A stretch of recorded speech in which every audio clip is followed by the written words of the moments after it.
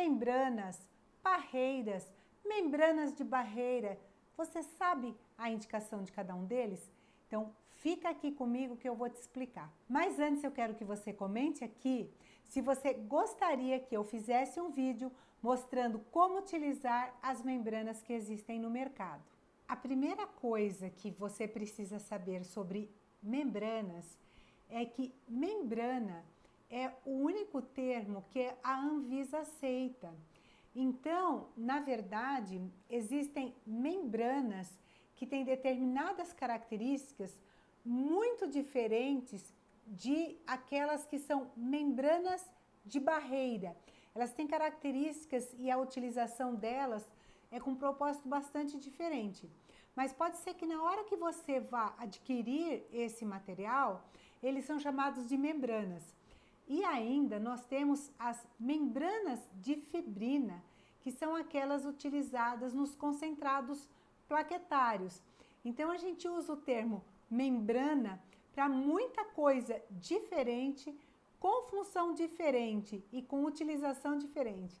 Então isso pode causar assim alguma confusão quando a gente começa a utilizar essas membranas.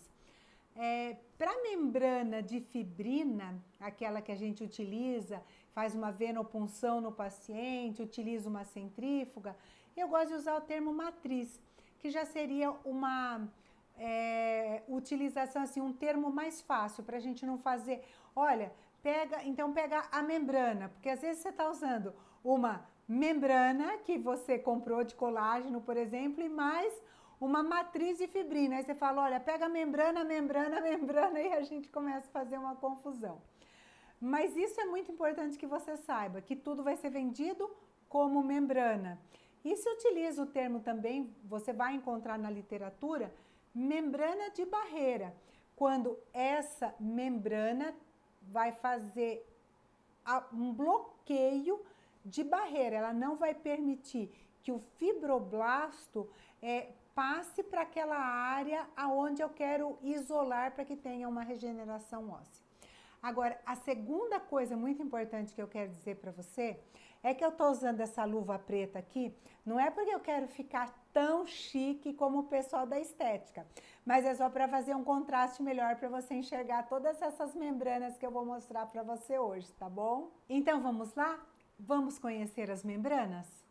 Então eu trouxe para vocês alguma coisa para a gente começar a entender como funcionam essas membranas. É importante que a gente saiba que existem membranas que são consideradas membranas naturais, porque elas são derivados de colágeno suíno, colágeno bovino, e membranas que são consideradas sintéticas, feitas, por exemplo, de politetrafluoretileno, que é o PTFE.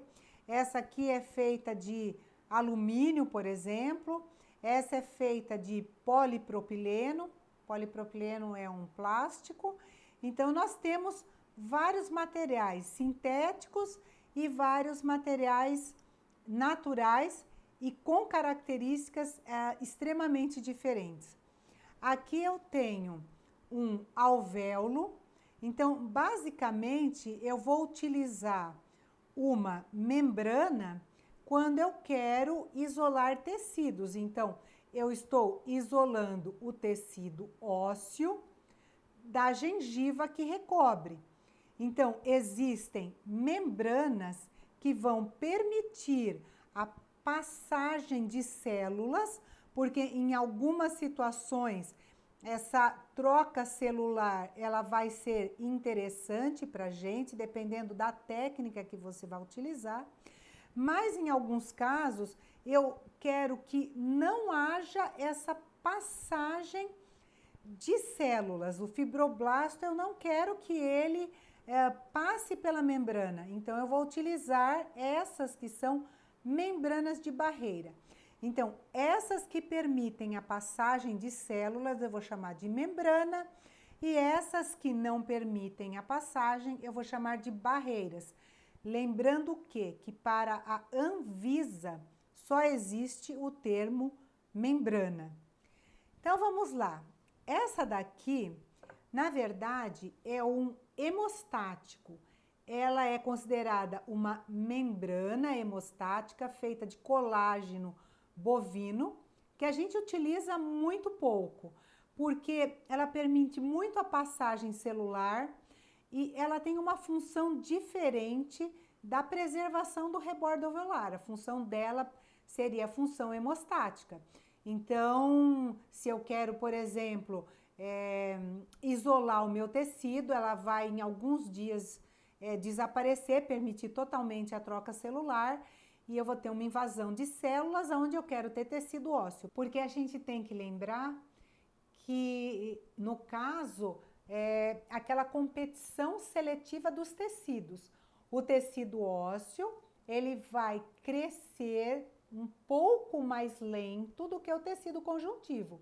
Então, se eu colocar uma membrana que eu preciso que ela tenha uma função de fazer alguma barreira e ela reabsorver muito rápido, não dá tempo de haver formação de tecido ósseo, ou pelo menos a informação para que se forme uma matriz óssea que depois irá se diferenciar em tecido ósseo. Então, isso é muito importante. Então, esponja de colágeno, a gente não vai utilizar com a finalidade de crescimento de tecido ósseo ou manutenção de tecido ósseo. Por quê? Porque ela vai desaparecer muito rapidamente. E aqui eu tenho duas membranas. No caso, essas duas membranas, elas são de colágeno suíno. Essa é bem fina e flexível. Essa ela é mais espessa e mais rígida. Então, isso daqui, quando que eu vou escolher uma, quando eu vou escolher outra? Quando eu quero um maior tempo, eu preciso que ela permaneça ali por 20 dias, por 30 dias. E existe uma dificuldade, às vezes, em a gente achar na literatura, se mesmo permanecendo, por exemplo, uma membrana mais espessa, se mesmo permanecendo, por exemplo, ela demora 30 dias para ser reabsorvida. Vocês vão encontrar isso, o fabricante vai dizer, olha, eu tenho uma membrana com uma espessura X que vai desaparecer em 7 dias. Eu tenho uma outra membrana com uma espessura Y que vai desaparecer em 30 dias. Mas será que nesses 7 dias, ou 20 dias, ou 30 dias, ela permitiu ou não permitiu a passagem celular, visto que eu preciso estar isolando o tecido conjuntivo dali do local onde eu quero crescimento de osteoblastos. Então, eu quero uma matriz óssea. Então, isso é algo que a gente precisa observar. E aqui eu tenho membranas de colágeno extremamente finas, né? Aqui eu fiz um recorte, né?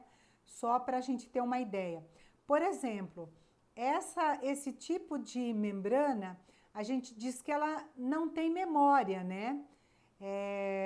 Em alguns casos, né? Olha, ela é bem flexível. Quando a gente umedece, ela vai ficar mais molinha ainda, né?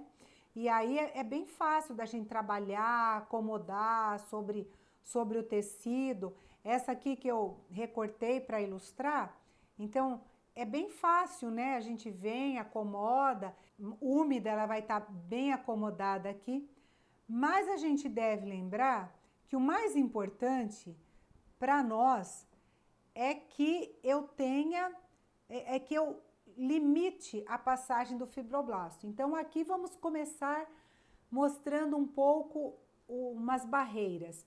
Então, essa é uma barreira, olha, ela é bastante fina, a espessura dela é bem fina, então a tendência, isso é incomodar muito pouco embaixo da gengiva. Especificamente, essa barreira, ela ainda não é comercializada no Brasil, é uma barreira de politetrafluoretileno.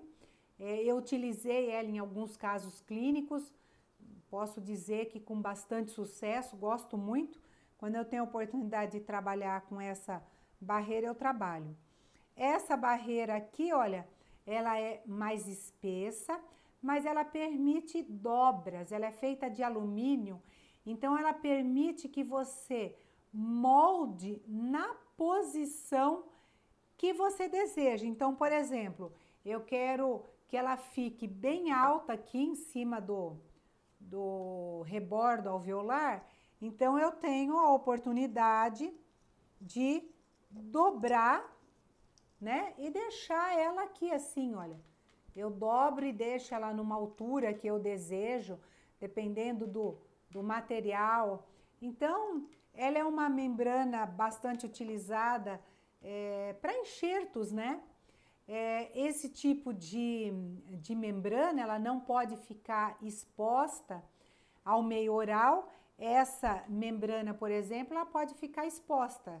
Ela foi projetada para ficar exposta. Então, isso é outra característica importante. Inclusive, eu vou voltar aqui, todas as membranas de colágeno bovino ou suíno, elas não podem ficar expostas, tá? Isso é importante. Então, por exemplo, se eu tenho uma área em que eu fiz a extração dentária, mas eu tenho pouco tecido mole, que eu vou ter dificuldade em fechar, então talvez eu deva escolher uma barreira e não uma membrana. Eu tenho um tecido gengival muito fino, então talvez eu deva escolher uma barreira e não uma membrana. Já esta barreira, ela impede completamente a passagem celular, mas ela tem memória. Então, ela pode ser utilizada, a gente utiliza muito em preservação de rebordo alveolar, mas em algumas técnicas eu não devo utilizar. Ou eu posso trabalhar também tentando tirar ao máximo a memória dessa barreira. A memória, em alguns casos, ela é extremamente útil para a gente, porque, na verdade, quando eu tenho uma memória, automaticamente eu crio um espaço para que haja formação de tecido ósseo. Então, em algumas situações, essa memória ela é muito útil para a gente. Eu gosto bastante de trabalhar com esse material. É uma membrana que pode ficar exposta ao meio bucal, então ela tem uma outra grande vantagem, que eu não preciso me preocupar com tecido mole, né? O tecido mole, depois ele vai vir, ele vai crescer. Então, inclusive, quando a gente utiliza esse tipo de barreira, né? Essa barreira, ela ajuda a formação de tecido mole. Então, quando eu tenho deficiência de tecido mole, quero um tecido mole mais espesso, eu gosto muito de utilizar. Então, o que acontece com algumas barreiras, né?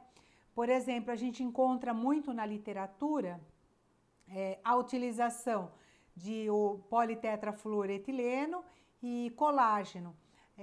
O polipropileno é um produto brasileiro, né? E a gente não tem muita literatura no exterior publicada. Então, algumas coisas funcionam muito bem, mas se eu for procurar na literatura, eu vou encontrar, por exemplo, o padrão ouro. Eu vou utilizar uma membrana de colágeno. Então, se você for procurar na literatura, você vai ver padrão ouro e holístico. Eu não sei se eu concordo exatamente, por exemplo, quando você fala de um material de origem bovina, na verdade, esses materiais são muito controlados em laboratório, mas sempre fica aquele viés da questão do risco biológico, né? Ele é considerado um material natural, então eu gostaria que você observasse isso. Ele é natural porque ele é de origem bovina, ele é de origem suína, mas será que ele é natural a ponto de não oferecer nenhum risco biológico? E às vezes quando você utiliza um produto sintético, ele oferece nenhum risco biológico. Então a gente parece que tanto falar, é um produto natural. Não, ele é um produto natural, mas ele não é uma maçã, ele não é uma pera ou uma uva. E um produto sintético, ele vai ser inerte, né? Ele não vai ter nenhum efeito que a gente possa esperar. Então, eu particularmente, eu gosto de dar preferência para produtos sintéticos. Em uma outra oportunidade, eu vou estar falando para vocês sobre substitutos ósseos, quando a gente usa, quando a gente não usa. Mas eu sempre dou preferência quando eu posso utilizar um produto sintético, quando eu posso utilizar sangue, quando eu posso utilizar seja sangue periférico, seja sangue medular, seja um concentrado plaquetário, eu dou preferência a utilizar sangue. Sangue é um produto natural para o paciente, é dele próprio, não oferece nenhum risco biológico para o paciente. E se eu utilizo uma barreira sintética, eu estou utilizando uma técnica previsível e que não oferece nenhum risco para o paciente, nem a curto prazo, nem a médio prazo, nem a longo prazo. Então, essa é a filosofia de trabalho da gente, mas eu acho que é importante eu apresentar para vocês os materiais, para que vocês tenham conhecimento. E uma outra coisa assim que a gente vai aprendendo ao longo dos anos, como eu tenho dito, né, são 36 anos de odontologia, 25 anos dentro da implantodontia, uma coisa que eu gostaria de estar falando, quando você aprende uma técnica, então eu aprendi uma técnica com o professor fulano de tal, e ele utiliza um osso particulado sintético, ou ele utiliza um derivado bovino, ele utiliza uma membrana de 0,5 de espessura, ou ele utiliza de 1. É muito importante. Por quê? Porque ele testou a técnica, ele tem aquele professor, aquela professora, tem aquela técnica que ele testou, ele sabe que funciona com aquele material. Então, assim, mesmo que eu esteja falando, por exemplo, de uma membrana de colágeno bovino, existem várias. E assim, por mais que essa aula seja uma aula atual, eu corro o risco de daqui a um mês surgirem outros materiais, porque a pesquisa não para. Tenho vários colegas que estão aí para lançar, inclusive, olha só, uma membrana que vai ter a função de barreira, mas que vai ser reabsorvível. E isso me fez lembrar de algo muito importante aqui, que eu acabei esquecendo de comentar, que é essa questão que, se você procurar na literatura, e isso é outra coisa que me incomoda um pouco, eu tenho que dizer isso, porque a barreira, ela precisa ser utilizada e depois ela vai ser removida. Então, isso é apresentado como uma desvantagem no uso das barreiras. Então, quando você lê a literatura, mas é tão simples a remoção, na grande maioria das vezes eu tenho vários vídeos para mostrar, mas inúmeros vídeos, que a gente remove sem anestesia alguma. Então, assim, não existe o porquê a gente contraindicar uma barreira que tem muitas vantagens, alegando que ela precisa de um segundo tempo operatório, mas a literatura é assim que a gente vai encontrar, a gente vai ler assim, nos livros, nos trabalhos científicos, a gente vai ler como uma desvantagem. Mas, na verdade, eu acho que existe uma grande desvantagem nas membranas naturais de produtos animais, que é essa questão do risco biológico. E todas as membranas, elas são reabsorvíveis, essas membranas que permitem a passagem celular. Então, imagina se a gente consegue uma membrana com função de barreira e que depois daquele determinado tempo em que ela tem que fazer a função de barreira, aquele tempo que eu preciso deixar ela ali naquele local, ela reabsorve e dispensa o segundo tempo cirúrgico. Então, eu posso aumentar a indicação dela em vários casos clínicos. Então, toda hora está surgindo coisa nova e coisa boa, porque existe muita pesquisa e muito aperfeiçoamento. Por isso é importante que você entenda, até porque, além disso, você tem o vendedor. E o vendedor, ele diz para você, ah, mas a minha membrana também é uma membrana de colágeno. A minha membrana também é uma membrana bovina. A minha membrana também é reticulada. A minha membrana também é não reticulada. Então, assim, o que eu diria, até da experiência que a gente tem.